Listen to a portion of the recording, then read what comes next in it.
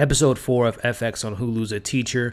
Claire outlines the rules that Eric must follow as their relationship takes a dramatic turn. Hey, what's going on, everybody, and welcome back to my channel, Movie Files. I am back again talking episode 4 of FX on Hulu's A Teacher. A very interesting episode where we see Claire and Eric's relationship, as the synopsis alludes to, takes a dramatic turn. I am here to break it all down in this spoiler discussion, but before we dive into the details, as you can see on the screen now, make sure you're following me on all my other social media accounts. That way you all can stay up to date of what's going on over here at Movie Files. If you are new to the channel, welcome to the community. Make sure you all subscribe to the channel, and while you're at it, hit that notification bell so you don't miss any of my other teacher reviews, other TV coverage, movie reviews, live streams, and all the fun things we do on this very channel. And it would mean so much to me if you all can share this video as well as give this video a thumbs up. It helps out the channel, but I also really appreciate it. And in the comments, let's discuss episode 4. Let me know your pros, your cons, the crazy mistakes that both of these characters are making in this episode. And let's just talk about what we expect to see in the weeks ahead in the comments below. So again, I left everything last week spoiler free for the first 3 episodes, but now episode 4 all the way, I believe there's 10 episodes in the season. Everything else will be full spoilers. So if you haven't seen the episode, check it out, come back, enjoy the conversation. So overall thoughts before I head into this kind of recap and breakdown. Man, both of our characters, they both seem to have their own motives in this relationship, right? It seems like Eric is more, this is kind of like a notch on his belt, kind of a feat, like him sleeping with an older woman that's his teacher. He seems to take a lot of pride in that in some effect. And then we see on the reverse side on Claire, this is her, this is kind of what I was alluding to in my spoiler-free review. This is kind of like her reliving her youth, right? Her having this husband, her having this lifestyle, this kind of adult lifestyle that she really doesn't want to be a part of. She wants to kind of relive her glory days. So both of these characters are both living in La La Land, and they both make a lot of mistakes in this episode that I think will definitely bite them in the ass as episodes kind of unfold in the rest of the season. So let's jump into this recap. As we kick off the episode, we see Eric is at home as his mom is asking him how did homecoming go, as we see him tell her that he felt sick and that's why he didn't hang out with his friends, as he's making a lie, obviously. And in the same time, you know, he says that he had a great homecoming, alluding to the night that he had with Claire. As we see the scene kind of transitions to Claire as she's in the car, she's home now, she's smiling, she seems to be very excited. She makes her way into the house where we see her husband Matt has his band buddies over, the other doctors. And kind of the same thing. She says, you know, I didn't have to stay late for homecoming and I'm going to head to bed. As we see kind of cut between both characters heading into bed, and we kind of see Eric goes to his bedroom and says to himself that he's the man, which we'll talk about the last scene in this episode. But again, it seems like he's taking it as like, this is a notch on my belt. I'm sleeping with an older woman. I'm sleeping with my teacher. And she's just like really excited. Like, I'm sleeping with this younger man. I'm kind of, you know, living life on the edge of a certain extent. So again, we see how both these characters are kind of perceiving this mistake that I think will eventually catch up to him. So we transition to the next morning where we see Eric talking to his 2 best friends, Logan and Josh, and he tells them that he bailed on them from homecoming because he was sick because of pre-gaming, which we know is a lie. Logan seems to accept the lie and doesn't really pay attention to it, but we see that I assume this is a more closer friend. We see that Josh is like, man, listen, I know you're lying. I've known you since 1st grade. And we see Eric proceed to say that, yeah, he is talking to this other woman, Steph, and that, you know, this relationship, she seems to be very confusing. So again, if I am to assume in later episodes, out of his peers, out of his friends, I think that Josh is going to be the one that's going to kind of find out things, because again, he alludes to he knows, you know, Eric really well. He can tell when he's lying. So I think that's going to be the person that's going to maybe call him out on his, one of the, you know, the biggest mistake that he's making in his life. So as we kind of move forward, we see that Eric kind of daydreams about the night of homecoming with Claire, and he can't stop thinking about her as he texts that to Claire. And we see that Claire sees that conversation on her text as she's talking to her husband. He's going out to his, you know, band buddies or whatever.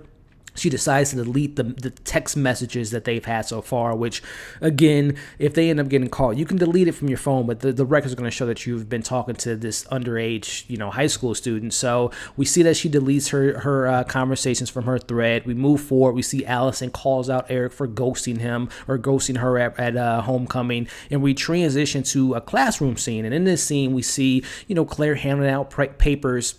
And she eventually makes her way over to Eric and says to him, great job, which I'm thinking to myself, that's a double meaning, no less, as we kind of see that she tells him to stay after class a little bit. We see the scene kind of move forward. And in this scene, we see that she says, hey, do you want to, you know, kind of making casual talk on school grounds, as she says, you want to practice more for your SAT, meaning that they, you know, let's hook up again. As she says, let's meet up at our same spot. As he tells her, well, I have practice. And she makes up an excuse and says, well, let's meet after practice. So again, she's the adult of the situation is really pressuring the kid to continue this very, this sexual assault, right? So again, it's really interesting to kind of see that she's the one pursuing this and not necessarily, Eric is the one that's pressuring her and saying, let's meet up again and all that. It's the reverse. So that's very interesting. So let me know what you all thought about Claire being the one to kind of pursue this relationship more so than Eric is. So moving on to the next scene, we see Claire and Eric meet up at their spot, and we see before actually she pulls up to meeting Eric, he likes a photo of her on Instagram, and as soon as he gets in the car, she addresses him about that, and she kind of sets some ground rules. So one being, don't tell anyone, which he says he won't, which I'm pretty sure he's going to end up slipping up. The second rule being no photos.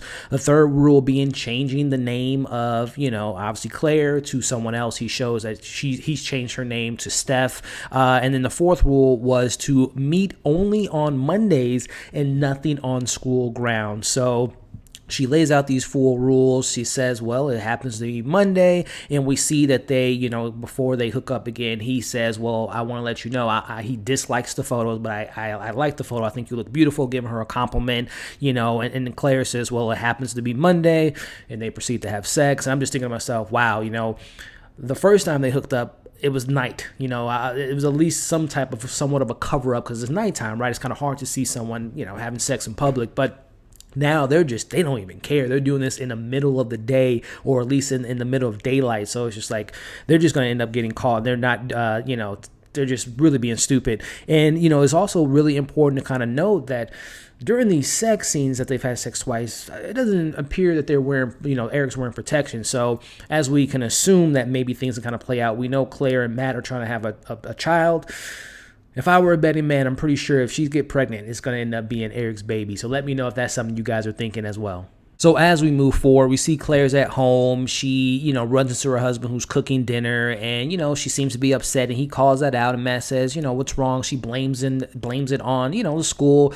She really tries to shift the conversation very quickly, right, as we see the kind of scene plays out as she, switches the conversation, orally speaking. But it's really kind of important to note again that she's in the middle of the day. I think her husband's going to start to realize that she's hanging out with her school friend too much and all this stuff. But again, it's just really interesting to kind of see all this stuff play out, and especially these lies in front of her husband. And again, she kind of, was getting sexual with him, and obviously she didn't want to have sex with her husband because of what she just did less than, 20 minutes ago. So it's really interesting to kind of see how all this is going to play out between her and Matt as we kind of move forward. Something definitely to kind of keep an eye out for is this relationship between Josh's sister, which I don't know her name right now. I don't know if they've even said her name, but Josh's sister and Logan relationship. What I think, which really interesting kind of me, is this kind of parallel, right? Because, if I'm not mistaken, I believe Logan is a senior, just like, Eric is, so 17, 18, and I believe they said that Josh's sister is like 14, a freshman, right?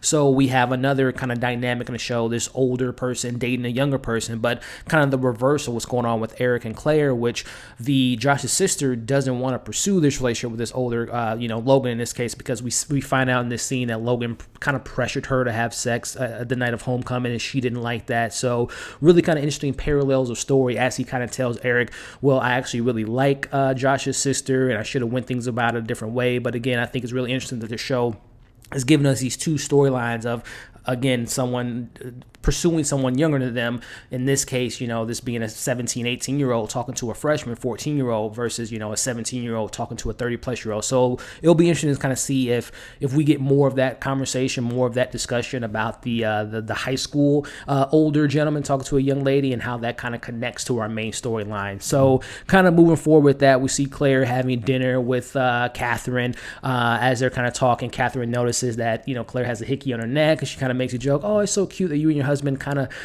still are flirtatious with each other. And she goes to the bathroom, laughs it off. And again, stupid mistake after mistake with these two. We see Claire takes her phone out, takes a picture of herself, Snapchats the picture to Eric as he's babysitting his little brother. She sends him a message, say, let's meet up at our spot. He responds to her and tells her, you look beautiful, but I can't make it tonight. And, we see Claire kind of go. She seems a little bit upset by the news. She goes back to Catherine and she gets a message on her phone from Eric saying, okay, let's meet up in 30 minutes. She immediately cuts Catherine off and says she has to go to bed, and then, she has to go off. And we see on the reverse side, we see Eric kind of calls, I believe it's probably the same neighbor from the first 2 episodes that looks after them, I think, or it might be someone else, because this girl that he just called out of the blue appears to never have babysitted before, right? So we see, Eric getting everything gathered up. He meets Claire at their spot, and, Claire's she goes right at it, right? She's not talking. She just wants to go straight to sex, right? And we see Eric kind of being thrown off by this, right? He kind of slows things down and say, I just don't want to be, I just don't want to be used for sex, right? And we see him kind of pour out his emotions to this older woman, his teacher, Claire, and says that I really like you. I've never felt this way before. And again, the grooming things, there's different terminologies about people that sexually assault people. She just tells him what he wants to hear, right? She says, well, yeah, I like you too. Why else would I be calling you? He likes hearing that. And again, we see them just hooking up again, with no protection, I assume. So again, it's just really interesting to see that Claire is the one really kind of pushing this relationship, right? And she's just telling Eric what he wants to hear, whether that be, yeah, I like you too, and I really care about you, and I want this to be more than just what it is, which is sex, and just to get what she wants. And again, as Eric kind of perceives it, well, it's like, okay, well, in his eyes, it's like, well, I really got her on a rope. She likes me just like I like her, and I'm getting something out of this relationship too. So it's really kind of interesting to kind of see this dynamic of how both of these two people, this 17-year-old kid and this 30-something-year-old teacher, are looking at this incredibly inappropriate relationship. So as we wrap up the episode, Eric heads home. His mom is there. She's upset because obviously he's not there looking after his brothers. She asks where he is. She asks if he's doing drugs. He, of course, says no. And, he said he was at Logan's house. She called Logan. He wasn't there. And, she's upset, obviously. And she tells him that his brother ended up burning himself. He's like, oh, is he okay? He's like, what do you care?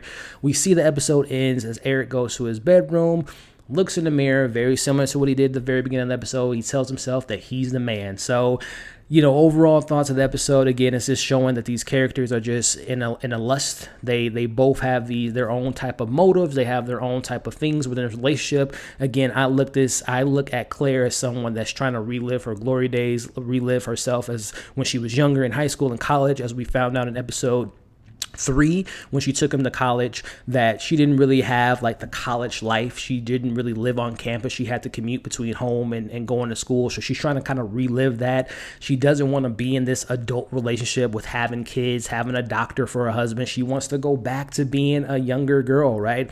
And then on the reverse side with Eric, this is a 17-year-old sleeping with his teacher. So, of course, he's like, I'm the man, I'm sleeping with this older woman, this, that, and the other. She cares for me. And, I don't know if he really cares for her like that, if he's just saying that to, again, kind of lead her on. So again, we're seeing both of these characters creating this kind of narrative of how they perceive this relationship. So again, I thought this was a really interesting episode. Again, I think it's safe to say that if Claire ends up pregnant, that it's going to probably end up being, Eric's child. And again, they're both making incredibly huge mistakes. They're having sex in the middle of the day. They're texting each other. They're Snapchatting each other. She's getting hickeys on her neck.